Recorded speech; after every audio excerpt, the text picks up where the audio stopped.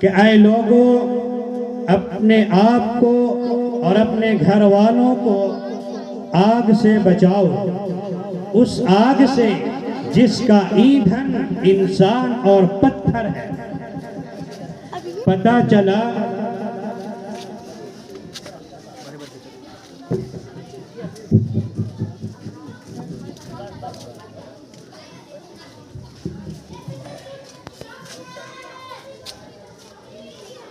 اللہ تبارک و تعالی نے کہا کہ اپنے آپ کو اور اپنے گھر والوں کو اس آگ سے بچاؤ جس کا ایندھن انسان اور پتھر ہے۔ معلوم ہوا کہ انسان کو خود نماز روزہ کر کے نیک عمل کر کے مطمئن نہیں ہو جانا چاہیے، اور اپنے اہل و عیال کی طرف سے، اپنے گھر والوں کی طرف سے آنکھیں نہیں بند کر لینی چاہیے، کیونکہ جہاں خود اپنی ذات کی فکر ضروری ہے، وہیں اپنے اہل و عیال کی، اپنے گھر والوں کی بھی فکر ضروری ہے، کیونکہ جہاں خود اپنے آپ کو جہنم کی آگ سے بچانا ضروری ہے، وہیں اپنے اولاد کو، اپنے گھر والوں کو اور اپنی تمام ماتحتوں کو بھی اس جہنم کی دہکتی ہوئی آگ سے بچانا فرض ہے۔ کیونکہ حدیث پاک میں آتا ہے کہ کلکم مسئول، کلکم راع و کلکم مسئول عن رعیتہ، کہ ہر آدمی نگراں ہے اور ہر نگراں سے اس کی نگرانی کے بارے میں کل قیامت کے دن میدان محشر میں پوچھا جائے گا کہ تم نے اس کی نگرانی صحیح ڈھنگ سے کی یا نہیں، اس کی تربیت صحیح ڈھنگ سے کی یا نہیں، سنت و شریعت کے مطابق اس کی تربیت کی یا نہیں۔ اس لیے میرے عزیزو، صرف اپنے ذاتی نیک اعمال ہی نجات کے لیے کافی نہیں ہے، بلکہ اس حدیث پاک کی روح سے اپنے گھر والوں کے لیے، اپنے گھر والوں کو، عورتوں کو، بچوں کو، بڑوں کو اور چھوٹوں کی بھی فکر ضروری ہے۔ ان کو جہنم کی آگ سے بچانا بھی ضروری ہے، ان کو جہنم کا ایندھن بننے سے روکنے کی ذمہ داری ہماری ہے۔ اس لیے ہمیں ان کی بھی اصلاح کرنی چاہیے تاکہ یہ بچے دین پر آ جائیں اور سنت و شریعت کے پابند بن جائیں، قرآن و حدیث کے مطابق زندگی گزارنے والا بن جائے۔ اس کے لیے ہمیں مسلسل محنت کرنی پڑے گی۔ چنانچہ قرآن آیات سے دعوت کا اسلوب بھی یہی معلوم ہوتا ہے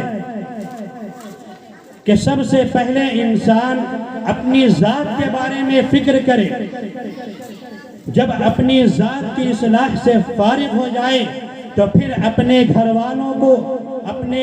اپنے ماتحتوں کے بارے میں فکر کرے، ان کی تعلیم و تربیت کا انتظام کرے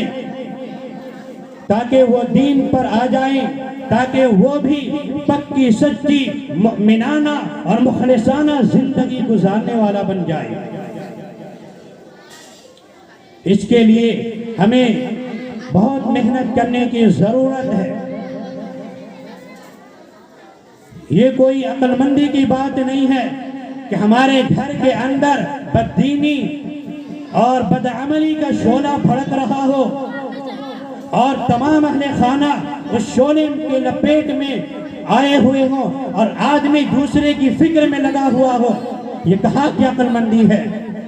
چنانچہ خود نبی پاک علیہ السلام کو نبوت ملنے کے بعد جب علن اعلان تبلیغ کا حکم دیا گیا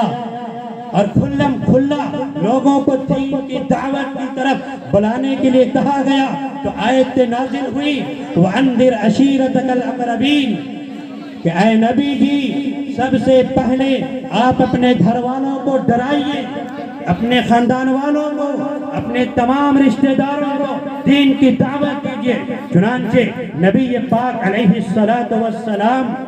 اس حکم کی تعمیل میں صفا پہاڑی پر چڑھ گئے اور وہاں چڑھ کر تمام خاندان والوں کو نام بنام پکارا۔ جب سب جمع ہو گئے تو پھر بڑے ہی حکیمانہ انداز میں ان تمام کو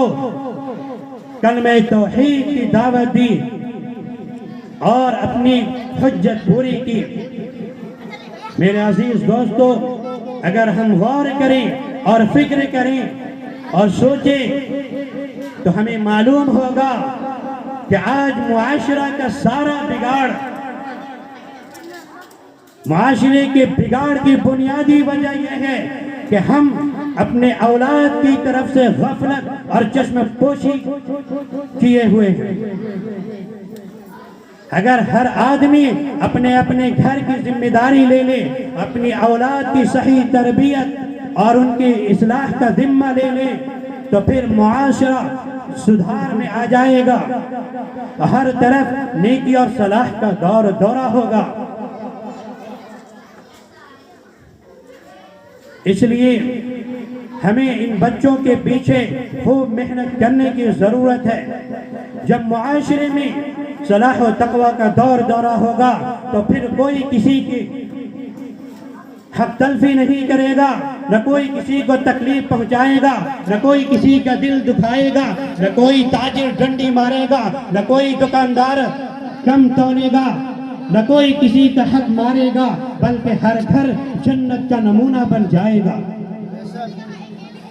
اس لیے ہر آدمی یہ سوچے اور سمجھے کہ یہ اولاد ہماری امانت ہے، اس امانت کو صحیح طور پر ہمیں استعمال کرنا چاہیے اور اس کی صحیح تعلیم و تربیت کی ضرورت ہے۔ جس طریقے سے ہم اپنے اولاد کے لیے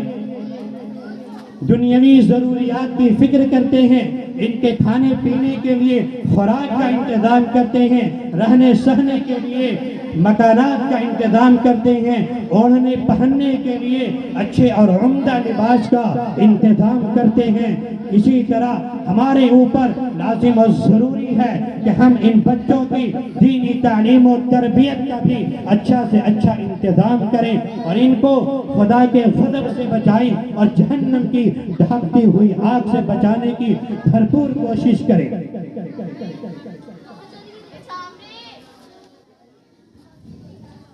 یہ بچوں کے ساتھ خیرخواہی نہیں ہے کہ آپ ان کو جہنم کی آگ کے حوالے کر دیں،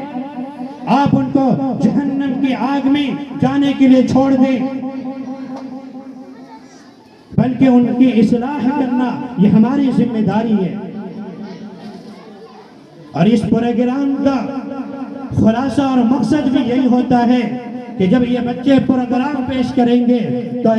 آنے والے لوگ دیکھ کر اپنے بچوں کو بھی اس ادارے میں اور اس مکتب میں پڑھنے کے لیے بھیجیں گے۔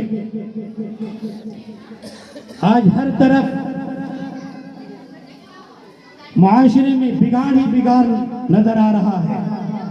اس کی بنیادی وجہ یہ ہے کہ ہم ایک دوسرے کے حقوق کو ادا نہیں کر پا رہے ہیں۔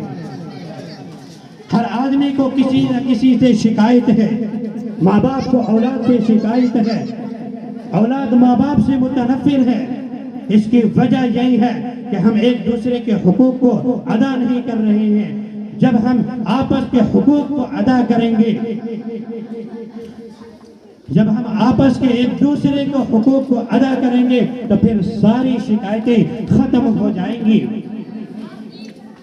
لیکن ہم حقوق تو اس وقت ادا کریں گے جب ہمارے پاس حقوق کا علم بھی ہوگا، اور حقوق کا علم اس وقت ہوگا جب ہمارے پاس دینی علم ہو۔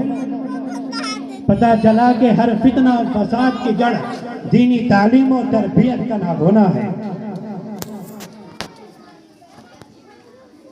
اس لیے میرے عزیزو،